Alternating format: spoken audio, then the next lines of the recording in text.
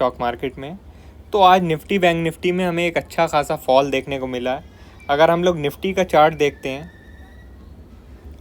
तो आप लोग देखेंगे कि भाई जो पहली कैंडल है वो ओपन हाई की बनी है। यहाँ पे नहीं दिख रहा आपको, लेकिन अगर आप डेली टाइम फ्रेम लगाएंगे तो आपको दिख जाएगा कि भाई ओपन हाई की जो कैंडल है पहली, ठीक है, 1 पॉइंट का फ़र्क है लेकिन उससे फ़र्क पड़ता नहीं है। तो ओपन हाई क्या है कि भाई जो ओपनिंग प्राइस है वही हाई प्राइस है। तो इसका मतलब क्या है, जो ओपनिंग है वहीं से जो सेलर्स हैं उन्होंने सेलिंग करना शुरू कर दिया है। तो ये काफ़ी ज़्यादा इफ़ेक्टिव होता है। मैंने आपको काफ़ी वीडियो में समझा रखा कि ओपन हाई ओपन लो को आप लोग देखा करो, ये काफ़ी आपकी मदद कर सकता है, ठीक है। तो आज मैंने सुबह आपको अपडेट भी कर दिया था टेलीग्राम में कि ओपन हाई बन चुका है निफ्टी बैंक निफ्टी दोनों में और मिड कैप में भी, ठीक है। तो आप लोगों ने देखा Nifty bank Nifty mid cap सब में अच्छा खासा फॉल आ गया। लेकिन अगर आप बैंक निफ्टी को देखें एक चीज़, तो बैंक निफ्टी में हुआ क्या कि जो पहली 15 मिनट कैंडल है उसमें जो सेल आ गया, उसके बाद ज़्यादा कुछ हुआ नहीं बैंक निफ्टी में, एक रेंज में ही ये एक्सपायर हो गया। और ये चीज़ कोई नई हमें देखने को मिल नहीं रही। भाई जो अभी एक्सपायरी इंस्ट्रूमेंट है वो आजकल मूव करता ही नहीं, वो टोटल साइडवेज हो जाता है, 1-2 स्पाइक लगाता है इन बिटवीन, मगर ज़्यादा कुछ करता नहीं। तो ये तो कोई अनोखी बात है नहीं। इसी वजह से मैंने तो अपनी सारी जो भी ट्रेड थी वो निफ्टी में करी थी, ठीक है, निफ्टी में करी थी। और सही रहा भैया निफ्टी में करना, क्योंकि निफ्टी बहुत दिन बाद अच्छा खासा फॉल हुआ है, बहुत दिन बाद अच्छा खासा फॉल हुआ है, तो बढ़िया रहा, ठीक है। अब 24,240 के आसपास मैंने आपको ये भी बोल दिया था कि भाई अपना प्रॉफिट जो है अब बुक कर लो एक बारी, शॉर्ट की जो ट्रेड है। और थोड़ा और नीचे गया उसके बाद, लेकिन फिर वापस थोड़ा ऊपर ही आया। तो बिल्कुल एग्जैक्ट तो हो पाना मुश्किल ही है, मगर तब भी हमने सही सी जगह पे अपना बुक कर लिया, ठीक है। अब आप लोग एक चीज़ देखेंगे, यहाँ एक पर्पल कलर की लाइन देखने को मिलेगी आपको, हॉरिजॉन्टल पर्पल कलर की लाइन। ये शायद मैंने पिछली भी कुछ वीडियो में आपको दिखाया है। तो ये क्या है, बड़े प्लेयर का सिंबल है, ठीक है, कि भाई बड़े प्लेयर की एंट्री हो गई है। अब देखो ये सब चीज़ें मैं आपको कब दे पाऊँगा, जब आप लोगों के पास ट्रेडिंग व्यू के सब्सक्रिप्शन होंगे, ठीक है। मतलब चाहे बेसिक ही हो लेकिन कुछ सब्सक्रिप्शन होगा तभी, क्योंकि देखो ट्रेडिंग व्यू में आप 1 से 2 इंडिकेटर से ज़्यादा लगा नहीं सकते, ठीक है। तो मैं आप लोगों को कैसे ज़्यादा से ज़्यादा चीज़ें दे पाऊँगा। अभी मैंने आपको अभी वॉल्यूम स्ट्रेटेजी दी थी, ठीक है, और जो है पैटर्न बेस दी थी, उसी में 2 इंडिकेटर यूज़ हो गए। अब मैं आपको ये नई स्ट्रेटेजी कैसे दूँ, ठीक है। आपके पास ट्रेडिंग व्यू का सब्सक्रिप्शन होना चाहिए। अब आप बोलेंगे यार 2 से 3 हज़ार रुपये का आता है, मैं कहाँ से लाऊं 2-3 हज़ार रुपये।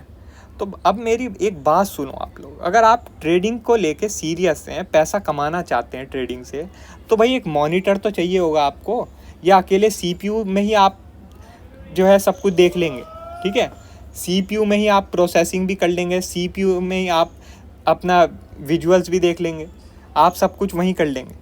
भैया आपको एक मॉनिटर तो चाहिए जहाँ पे आप पिक्चर देख पाएंगे, और एक सीपीयू चाहिए जहाँ पे अपना प्रोसेसिंग करेंगे, ठीक है। तो जो ट्रेडिंग व्यू है आपका उस मॉनिटर की तरह है।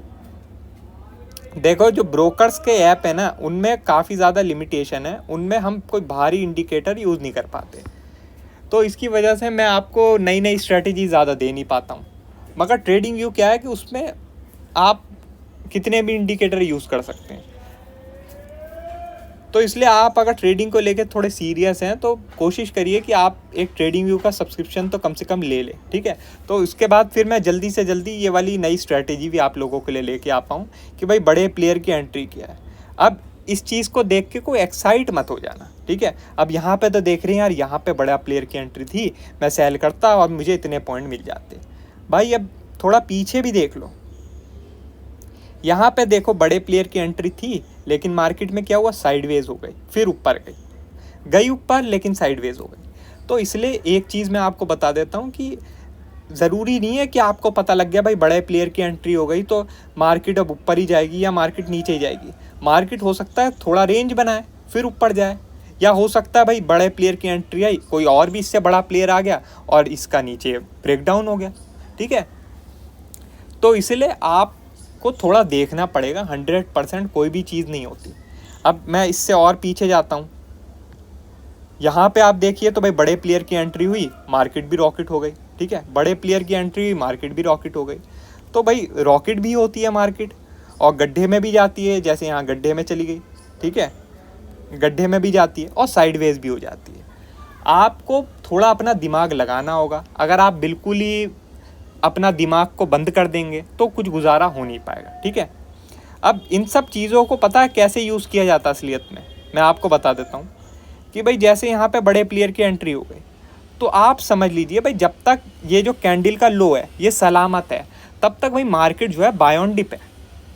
अब आपको ये बता देता हूँ, जैसे इस कैंडल में बड़े प्लेयर की एंट्री हुई, तो जब तक एक कैंडल का हाई सलामत है तब तक भाई जो मार्केट है वो सेल ऑन राइज हो गई।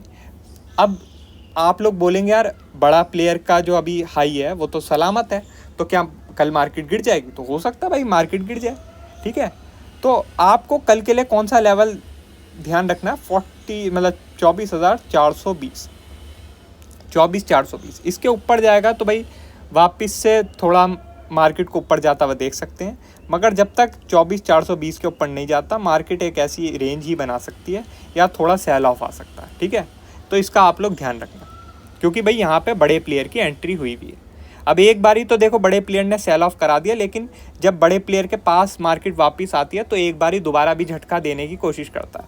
तो इसलिए 24,420 का लेवल आप लोग ध्यान रखना। जब तक 24,420 के ऊपर नहीं जा रही, वापस से एक सेलिंग का झटका आ सकता है, ठीक है।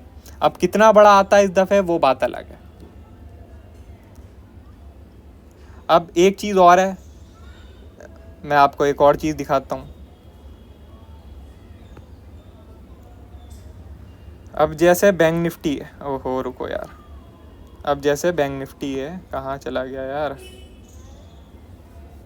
बैंक निफ्टी है, इसमें डेली टाइम फ्रेम मैंने लगाया, तो आप यहाँ पे देख रहे हैं भाई ब्लू कलर की कैंडल बनी। तो ब्लू कलर की कैंडल का मैंने मतलब क्या समझाया था कि भाई इसका मतलब है कि अब मार्केट या तो यहाँ पे पॉज ले सकती है या तो एक रिवर्सल दिखा सकती है, ठीक है। तो यहाँ पे क्या हुआ, मार्केट ने एक पॉज ले लिया।